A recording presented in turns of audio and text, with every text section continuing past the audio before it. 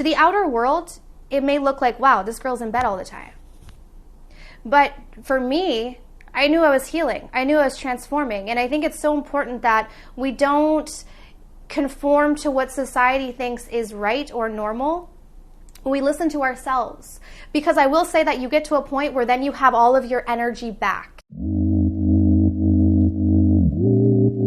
Before I begin today's video, if you guys are interested in further advancing on your spiritual journey, I do have available a spiritual toolkit as well as one-on-one personal coaching. So if you're looking for more information on that, the link will be down below. But let's jump into today's video. Is your nervous system stopping you from living the life of your dreams?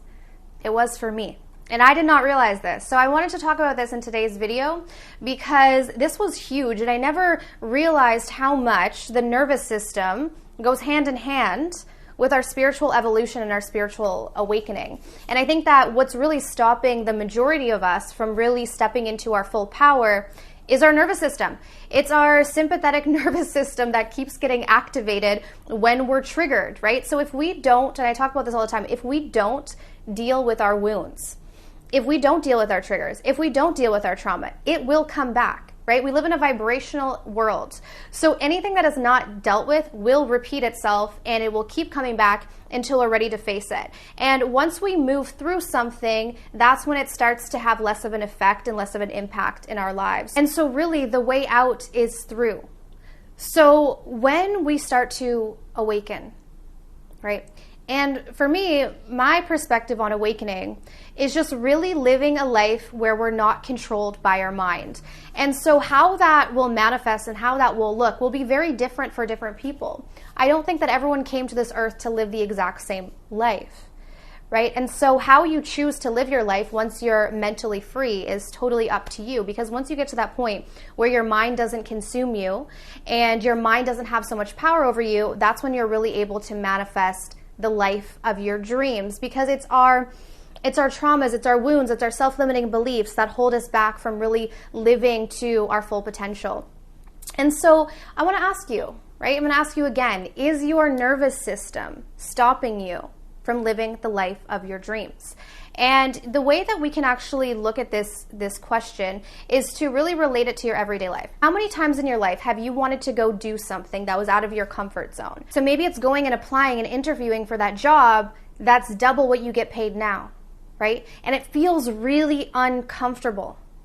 It doesn't feel right. It brings up anxiety. It brings up nerves. It brings up too much stress often, right? And that's why, when we look at manifestation, there's this idea of there being too much of a leap, too much of a gap for people. So sometimes when we're at a certain level and we want to go from 0 to 100, it doesn't work, because what happens is our nervous system gets activated so much that we can't handle it, and then we shut down and we retract. When our sympathetic nervous system is activated, we either fight, flight, or freeze. And so for many people, when it comes to pursuing our dreams, we either flight, so we run away, or we freeze. We just end up shutting down because it's too much on the body.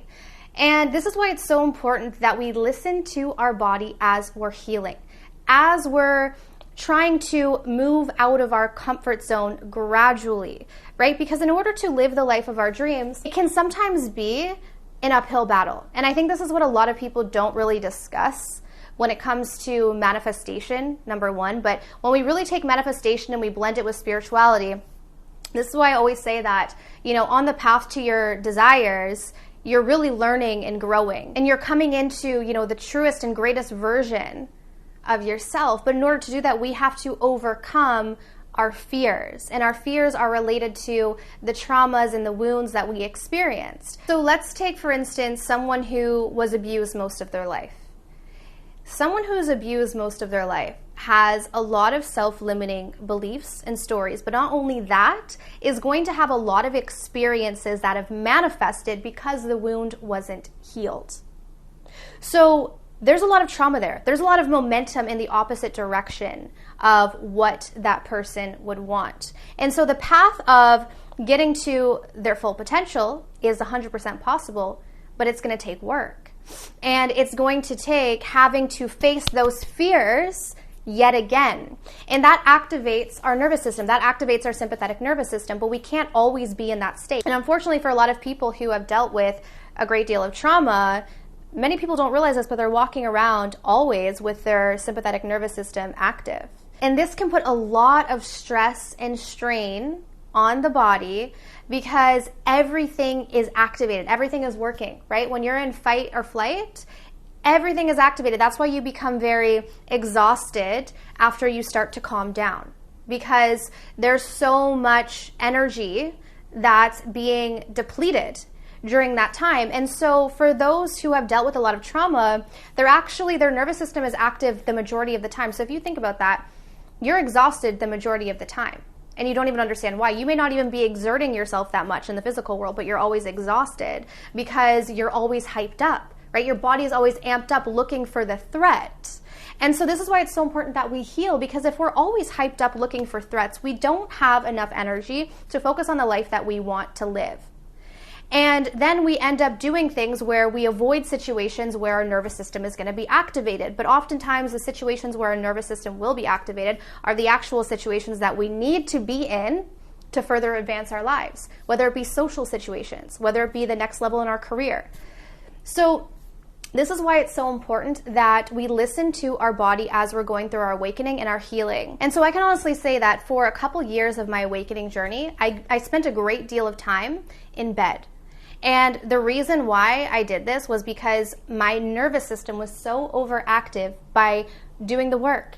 It was reliving, my body was reliving a lot of the trauma from my past that I never dealt with. But I knew that in order to grow, that in order to expand, I had to deal with that. I had to look at that. And I had to alchemize that energy to be able to move forward in life. And that takes a huge toll on the physical body.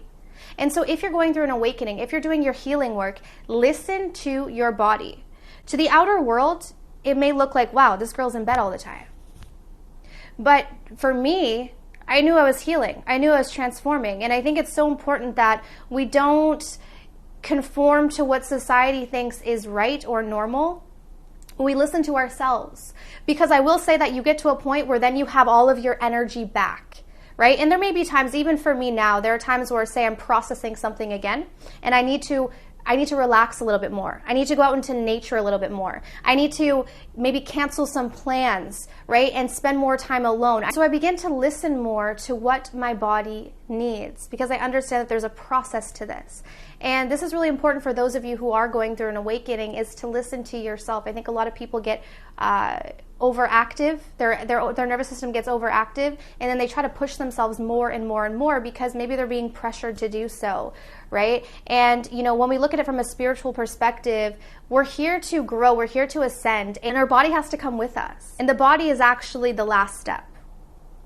And if we don't give ourselves the right amount of sleep, the right amount of food, nutrition, water, all of that, then we just slow down our ascension process. And I actually made a video on the Ascension and Ascension Fatigue, so if you guys want to watch that, that's available on the channel. So it goes a little bit more into detail about that. But I'm making this video today as a reminder that it's so important that you listen to your body as you're going through your awakening. And the reason why some of you may feel really exhausted at times, or may feel like you have no energy, despite the fact that you may be mentally feeling much more clear, right, is because your body is catching up. Remember that our body carries a lot of trauma. There's a muscle memory there. So don't put a time frame on your healing. Live your life, go day by day, and just begin to tune in and listen to what your body needs.